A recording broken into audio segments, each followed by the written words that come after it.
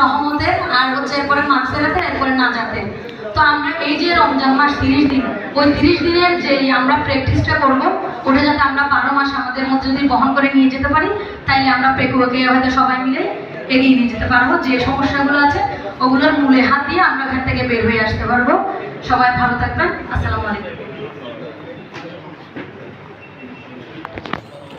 অনেক ধন্যবাদ নূর পেয়ারা বেগম, চমৎকার কথাগুলি বললেন সকলের উদ্দেশ্যে, বিশেষ করে সাংবাদিক বন্ধুদের উদ্দেশ্যে। আমি সম্মানিত সুধী, আমি আমাদের মঞ্চের সভাপতিত্ব করছেন পেকুয়ার একমাত্র পত্রিকা পাখির পেপার সম্মানিত সম্পাদক এবং পেকুয়া প্রেস ক্লাবের সম্মানিত সভাপতি জনাব সাফওয়ান করিম, উনি আজকের অনুষ্ঠানের সভাপতি। আমি এখন প্রধান অতিথির বক্তব্য রাখবার জন্য অনুরোধ করছি পেকুয়া উপজেলা নির্বাহী সুধী। আসসালামু আলাইকুম। মঞ্চে উপবিষ্ট অতিথিবৃন্দ, আমার সামনে উপস্থিত আমাদের সরকারি বিভিন্ন দপ্তরের কর্মকর্তাবৃন্দ, রাজনৈতিক ব্যক্তিবর্গ, গণমাধ্যম কর্মী, সুধীমণ্ডলী, সবাইকে সালাম ও শুভেচ্ছা। আমি আসলে একটু সময়টা সেভ করার জন্য চেষ্টা করছি, আর মাত্র 6 থেকে 7 মিনিট সময় আছে আমাদের। আপনাদের মূলত দাওয়াতটা পেয়েছি আমরা প্রেস ক্লাবের পক্ষ থেকে।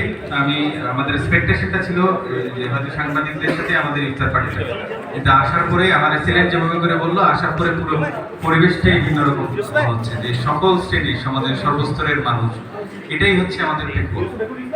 এখানে সকল পেশাজীবী, শ্রমজীবী বা সকল গোত্রের বলি, যে সকল ধরনের লোক আমাদের আজকে এই ইফতার পার্টিতে এসেছে।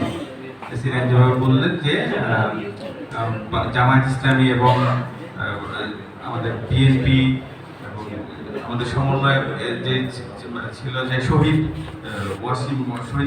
ওয়াসিমের পরিবার, তারপর আমাদের সরকারি কর্মকর্তা বিন্দু সকলেই আছে, শিক্ষক প্রতিনিধি সবাই আছে। তো আমরা সবাই মিলে পেকুয়াটাকে গঠন করবো, সবাই যার যার অবস্থানে ভূমিকা রাখবো।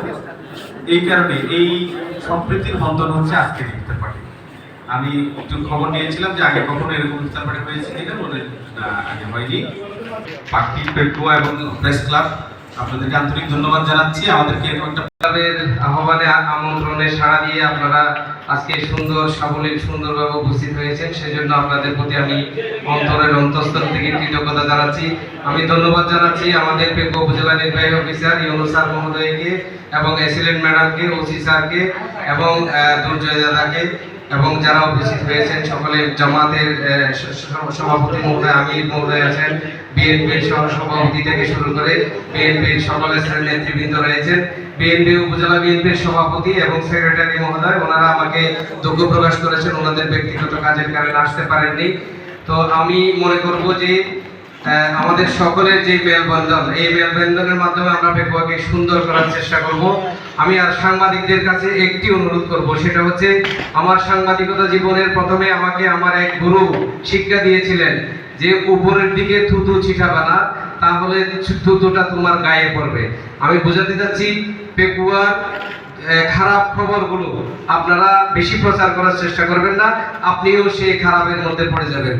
ভালো সংবাদগুলো পরিবেশন করার চেষ্টা করবেন, উন্নয়নমূলক সংবাদগুলো পরিবেশন করার চেষ্টা করবেন, এবং সুন্দর সঠিক সাংবাদিকতা, হলুদ সাংবাদিকতা বর্জন করে ভালো সাংবাদিকতাকে আমরা বেছে নেব।